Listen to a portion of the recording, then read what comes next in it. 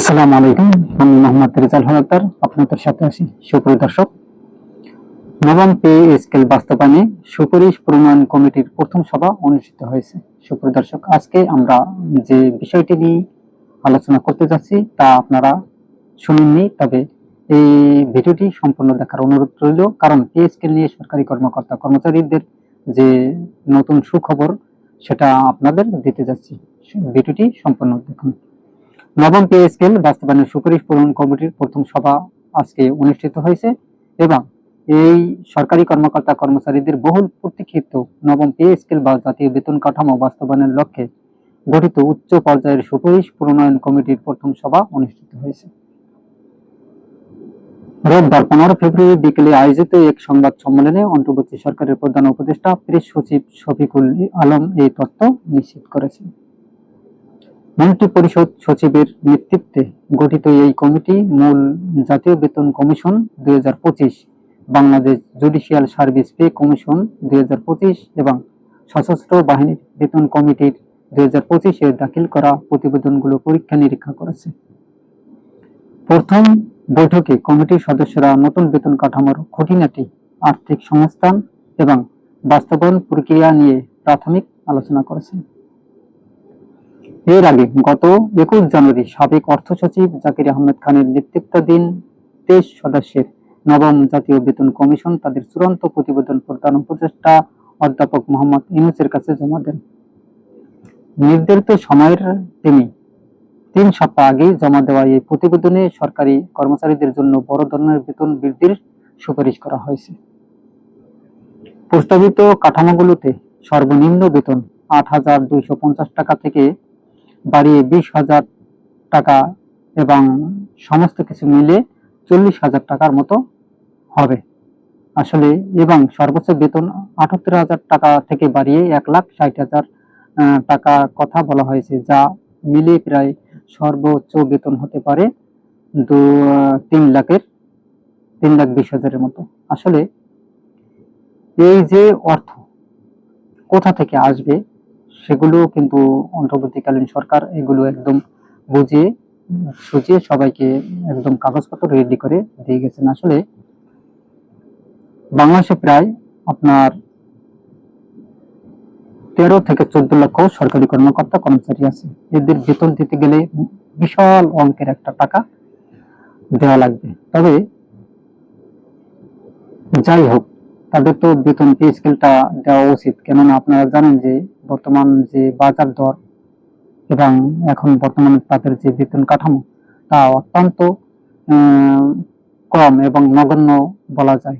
যদিও বলতে পারেন যে তারা 2 নম্বরই করে টাকা ইনকাম করে, ঘুষ খায় বা অমুক সমুক। আসলে দেখেন, এটা কোনো কথা না।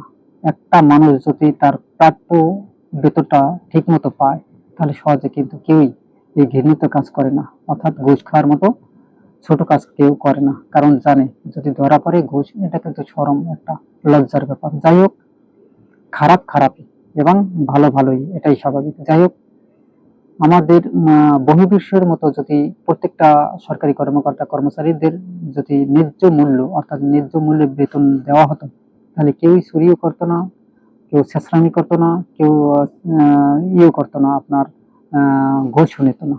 এখন কথা আছে যে পেটের দায়ে মানুষ কিন্তু কিছু করে, এবং আবার অনেকের আছে স্বভাবের কারণে কিন্তু খারাপ কাজ করে, এটা বাস্তব। তবে আমরা যে প্রসঙ্গটা তুলে এনেছি যে পে স্কেল নিয়ে কিন্তু অনেক জল্পনা কল্পনা হয়েছে, অনেক জল ঘোলা হয়েছে। এমনকি সরকারি কর্মকর্তা কর্মচারীরা রাস্তায় পর্যন্ত নেমে গেছেন, শিক্ষক সহ বিভিন্ন সরকারি কর্তা সহ বিভিন্ন সংগঠন রাস্তায় নেমে আন্দোলন করেছেন, আলটিমেটাম দিয়েছেন সরকারকে। কিন্তু তাদের চেষ্টা ছিল যে অন্তর্বর্তীকালীন সরকারের টার্মে যেন এই পে স্কেলটা দেওয়া হয়, কিন্তু কিছুই হলো না, তাদেরকে দেওয়া হয়নি। যদিও এখন বর্তমানে নতুন সরকার, অর্থাৎ তারেক রহমান, তিনিও আশ্বাস দিয়েছেন যে সরকারি কর্মকর্তা কর্মচারীদের যে তিনি যদি সরকার গঠন করতে পারে, অর্থাৎ বিজয়ী হতে পারে ইলেকশনে, তাহলে তার কিন্তু সরকারি কর্মকর্তা কর্মচারীদের পে স্কেলটা দেবে। তবে এখন কবে কার্যকর হয় সেটাও কিন্তু একটা দেখার বিষয়, কেননা আপনারা জানেন ইতিমধ্যে ইলেকশন গেছে 2026-এ ফেব্রুয়ারি মাসে, 12 তারিখে। এখন বর্তমানে কিছুদিন হয়তোবা এই কেউই আন্দোলন করতে নামবে না, কারণ সবাই কেবলমাত্র সরকার আসে এবং তারা মন্ত্রী পরিষদ গঠন করবে, সরকার গঠন করবে এবং বিভিন্ন আরো অনেক ঝামেলা আছে। তবে হয়তোবা এবছর পে স্কেলটা দেয় কিনা এটাও একটা সন্দেহ। তবে খুব আমরা আশাবাদী, এবার যে বৈঠকটা হয়েছে সেটা কিন্তু তারেক জিয়ার সাথেও কিন্তু এই আলোচনা হবে। তবে খুব শীঘ্রই এটা নিয়ে আবার একটা বড় ধরনের বৈঠক হবে এবং এই প্রথম বৈঠক হয়েছে এবং তারেক জিয়ার সাথে কিন্তু কাগজপত্র নিয়ে এটি আলোচনা করা হবে। যাই হোক, অর্থাৎ সর্বনিম্ন ও সর্বোচ্চ বেতনের অনুপাত 1:9.4 থেকে কমিয়ে 1:8 করার প্রস্তাব দেওয়া হয়েছে, যা কর্মচারীদের মধ্যে বেতন বৈষম্য কমাতে সহায়ক হবে বলে মনে করেছেন সংশ্লিষ্টরা। কমিশনের সুপারিশ অনুযায়ী নতুন এই বেতন কাঠামো বাস্তবায়ন করতে সরকারের অতিরিক্ত 1,60,000 কোটি টাকা প্রয়োজন হবে। প্রতিবেদনে 20টি গ্রেড বহাল রেখে মূল বেতনের পাশাপাশি স্বাস্থ্য বীমা পরিবর্তন, পেনশন ব্যবস্থার সংস্কার এবং সরকারি কর্মচারী কল্যাণ বোর্ড পুনর্গঠনের মতো সৃজনশীল প্রস্তাবনা দেওয়া হয়েছে। প্রধান উপদেষ্টা প্রতিবেদনটি গ্রহণ করে সন্তোষ প্রকাশ করেছিলেন এবং জানিয়েছেন যে দীর্ঘ সময় ধরে মানুষ এই পরিবর্তনের জন্য অপেক্ষা করেছে। সুপারিশ প্রণয়ন কমিটি এখন এই প্রস্তাবগুলোকে আর্থিক প্রভাব এবং ধাপে ধাপে বাস্তবায়নের পদ্ধতি নিয়ে কাজ করছে, যা শেষ করে তারা দ্রুতই সরকারের কাছে চূড়ান্ত প্রতিবেদন দাখিল করবে। তবে নতুন পে স্কেল বাস্তবায়নের ক্ষেত্রে দেশের বর্তমান আর্থিক পরিস্থিতি ও মুদ্রাস্ফীতির বিষয়টিও বিশেষ গুরুত্ব পাচ্ছে। বাংলাদেশ ব্যাংকের governor doctor Ahsan H Mansur সম্প্রতি সতর্ক করেছেন যে রাজস্ব আদায় না বাড়িয়ে নতুন বেতন কাঠামো বাস্তবায়ন করা হলে সরকারের উপর ঋণের বোঝা বাড়তে পারে। এটা কিন্তু একটা চমৎকার কথা বলছেন, কারণ প্রায় 1,60,000 কোটি টাকা এই যে বেতন সবাইকে দেওয়া হবে, এই বর্ধিত আসলে এই বেতনটা কোথা থেকে আসবে? যদি কর না বাড়ানো হয় তাহলে কিন্তু এই বেতনটা সরকারি কর্মকর্তা কর্মচারীদের এই বিশাল বেতনটা দিতে কিন্তু সরকারের কষ্টকর হয়ে যাবে। যদিও এখন আপনারা জানেন বাংলাদেশ কিন্তু ঋণের বোঝা মাথায় নিয়ে সরকার গঠন করতে হবে এবং যারাই এই সরকার গঠন করেছে তারাই এই দেশটাকে ফোকলা করে বিদেশে টাকা পাচার করে একদম ফোকলা করে দিয়েছে। যাই হোক, এখন কর বাড়িয়ে দিয়ে তারপর যদি এই গ্যাপগুলো পূরণ করা হয় এবং বিভিন্ন ওয়ে যদি থাকে সেই ওয়েগুলো পূরণ করে তারপর সরকারি কর্মকর্তা কর্মচারীদের এই পে স্কেল নামক যে জিনিসটি তারা আশা আকাঙ্ক্ষা তাদের, এটা আসলে তাদের পূরণ করা উচিত বলে আমি মনে করি। সুপ্রিয় দর্শক, আপনারা কি মনে করেন? অবশ্যই আপনাদের মতামত কমেন্টে জানান। তবে বর্তমানে দেশের প্রায় 14 লাখ সরকারি কর্মচারী এবং 9 লাখ পেনশনভোগী রয়েছেন, যাদের জন্য সরকারের বার্ষিক ব্যয় হয় প্রায় 1,31,000 কোটি টাকা। সুপারিশ প্রণয়ন কমিটির পরবর্তী সভাগুলোতে এসব আর্থিক চ্যালেঞ্জ মোকাবিলা করে কিভাবে একটি ভারসাম্যপূর্ণ বেতন কাঠামো গেজেট আকারে প্রকাশ করা যায় সেটিই হবে মূল লক্ষ্য। তবে এই পে স্কেল নিয়ে বিভিন্ন সরকার অর্থাৎ প্রধান উপদেষ্টা সহ এবং অর্থ উপদেষ্টা সালেউদ্দিন আহমেদ সহ এবং যাদেরকে এই কমিটি গঠন করে দিয়েছে তার প্রধান হচ্ছে জাকির আহমেদ, তারা কিন্তু এটা নিয়ে অনেক সমালোচনা করেছেন এবং এই পে স্কেল নিয়ে কিন্তু সোশ্যাল মিডিয়ায় একদম ভাইরাল একটা ইস্যু। বিভিন্ন মিডিয়া পত্রিকায় পত্র পত্রিকায় বারবার এই পে স্কেল নিয়ে কিন্তু অনেক ইস্যু তৈরি হয়েছে। বাংলাদেশের সরকারি কর্মকর্তা কর্মচারীরা তারাও এমনকি আন্দোলনও নেমেছেন, আন্দোলনও করেছেন। তাদের আন্দোলন ঠেকাতে কিন্তু বাংলাদেশে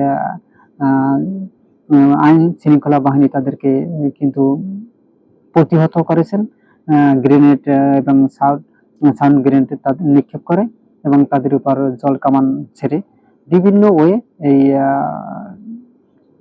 যে আইন শৃঙ্খলা বাহিনীর নিরপেক্ষ ভূমিকায় তারপরে ছত্রভঙ্গ করা হয় এই আন্দোলনগুলো। যাই হোক, সরকারি কর্মকর্তা কর্মচারীরা চাচ্ছেন, এখন যদিও ডক্টর মোহাম্মদ ইউনূস কিন্তু অন্তর্বর্তী সরকার নেই, এখন এসেছে নতুন সরকার বিএনপি তারেক রহমান, তিনি কিন্তু এই পে স্কেল সম্পর্কে কিন্তু তিনি আলোচনা করেছেন এবং তিনি আশ্বাসও দিয়েছেন তারা যদি ক্ষমতা যায় তাহলে পে স্কেলটা দেবে। আসলে এখন তারা সরকার গঠন করেছেন, তবে খুব শীঘ্রই প্রথম সভা যেহেতু গঠিত হয়েছে এবং খুব শীঘ্রই এটা দেওয়ার জন্য সরকারকে চাপ প্রুভ করবে সরকারি কর্মকর্তা কর্মচারীরা। অতএব এটা নিয়ে বেশি আর কি চিন্তা করার কোনো কারণ নেই। তবে সুখবর হলো খুব শীঘ্রই আপনারা পে স্কেল পেতে যাচ্ছেন। তবে আপনারা একটু ধৈর্য ধরতে হবে, কারণ সরকার গঠন করার পর হয়তোবা আরো কিছুদিন যেতে পারে। তারপর কিন্তু আপনাদের পে স্কেলটা দেওয়া হবে বলে সবাই আলোচনা হয়েছে। সুপ্রিয় দর্শক, তবে এই আলোচনায় আপনারা কে কে খুশি অবশ্যই আপনাদের মতামত কমেন্টে জানান, এবং কে কোথা থেকে ভিডিওটি দেখছেন লোকেশনটা আপনারা অবশ্যই বলবেন। এবং RS বাংলা নিউজ 24 কে সাবস্ক্রাইব করুন। এরকম নতুন নতুন ভিডিও পেতে বেল বাটন অন করুন। ভিডিওটি সবাইকে দেখার সুযোগ করে দিন লাইক ও শেয়ার করে। পরবর্তী ভিডিও দেখার আমন্ত্রণ জানিয়ে এখানেই শেষ করছি। আসসালামু আলাইকুম ওয়া রাহমাতুল্লাহি ওয়া বারাকাতুহু।